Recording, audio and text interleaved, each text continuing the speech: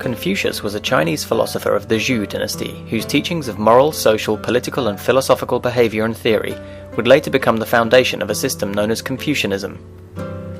The teachings of Confucius were studied and written about from the time of his death until the founding of the First Chinese Empire in 221 BC.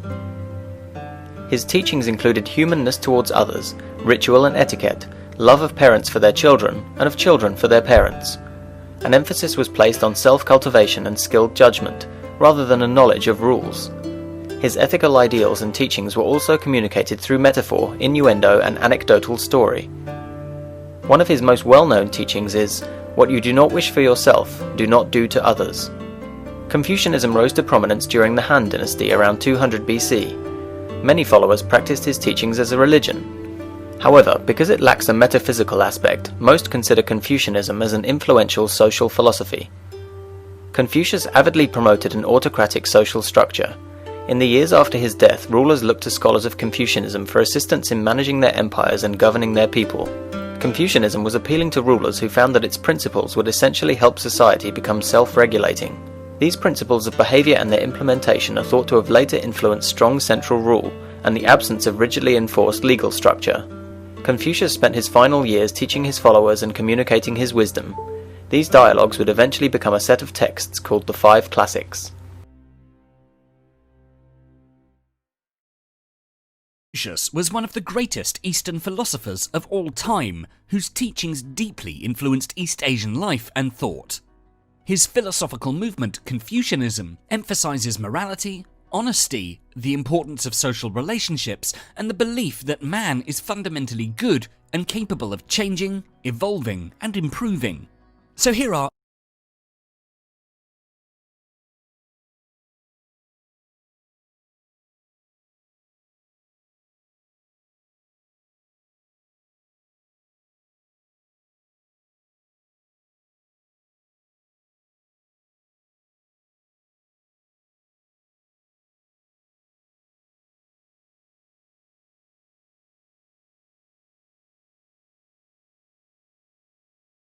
Philosopher Confucius. He's said to have been born in 551 BC in China. He may have been a student of the Taoist master Lao Tzu. According to tradition, he began government service and served many roles, including Minister of Crime under Duke Ding in the state of Lu. However, Confucius and the Duke fell out after the Duke received a present from a neighbouring ruler, 80 beautiful women and 124 horses. The Duke spent all his time riding horses and being entertained by the women, which Confucius found deeply improper for a ruler. So he left the court and wandered for years. Around between the 3rd and 5th century BC, Confucius's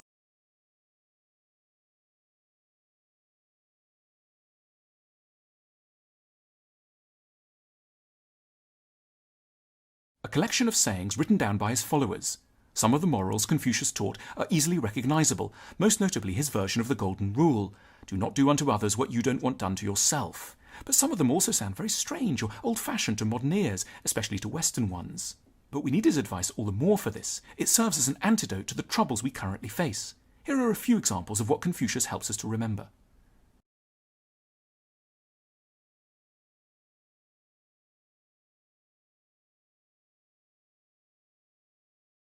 Be obedient to honourable people. Modern society is very egalitarian. We believe that we're all born equal and should ultimately be able to say and do whatever we like.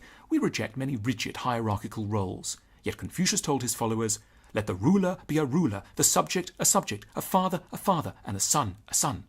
This might sound jarring, but it is in fact important to realise that there are people worthy of our deep veneration, even our simple and humble obedience. We need to be modest enough to recognise the people whose experience or accomplishments outweigh our own. We should also practice peaceably doing what these people need, ask or command. Confucius explained, "The relation between superiors and inferiors is like that between the wind and the grass. The grass must bend when the wind blows across it." Bending gracefully is in fact not a sign of weakness, but a gesture of humility and respect.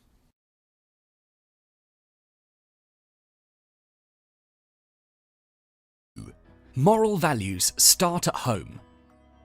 In the words of Confucius, the strength of a nation derives from the integrity of the home.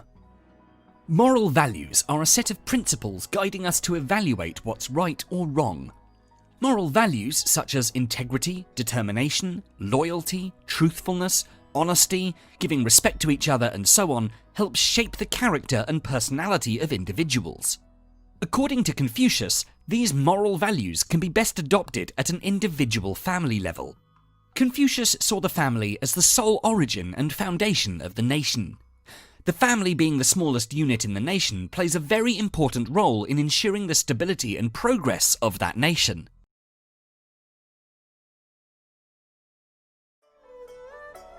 We should treat our parents with reverence.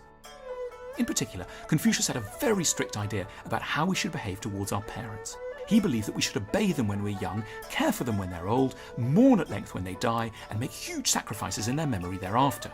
He even said that we shouldn't travel far away while our parents are alive, and should cover for them if they steal a sheep. This attitude is known as Filial Piety.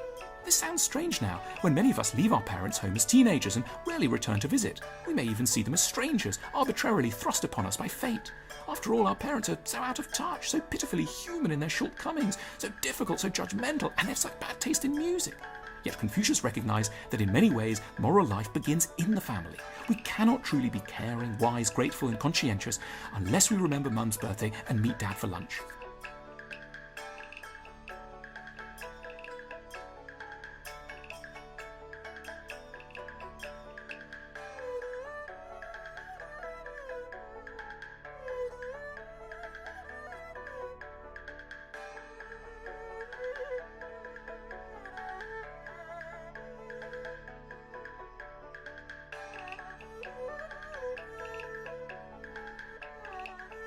Seem a very outdated and conservative idea, but in fact many of us long for particular rituals. That meal Mum cooked for us whenever we were sick, or the yearly birthday outing, or our wedding vows. We understand that certain premeditated, deliberate and precise gestures stir our emotions deeply. Rituals make our intentions clear, and they help us to understand how to behave.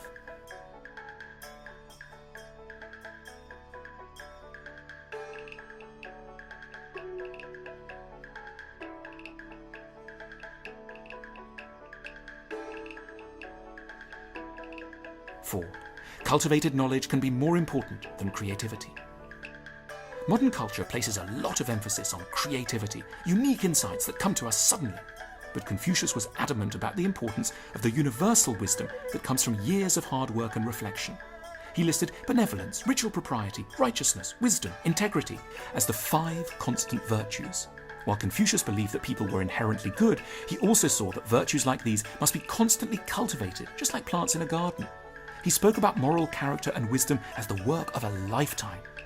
We can see now why he had such reverence for his elders. Of course, a burst of inspiration may well be what we need to start our business or redo our rough draft or reinvent our life. But if we're being very honest with ourselves, we'll have to admit that we also need to devote more energy to slowly changing our habits. This, more than anything else, is what prevents us from becoming truly intelligent, accomplished and wise.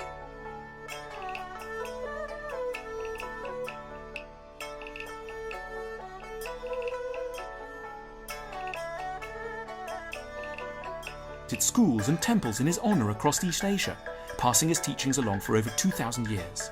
Today, millions of people still follow Confucius's teachings as a spiritual or religious discipline, and his thought has been a huge influence on Eastern political ideas about morality, obedience and good leadership. We might find Confucian virtues a bit strange or old-fashioned, but this is what ultimately makes them all the more important. We need them as a corrective to our own excesses. The modern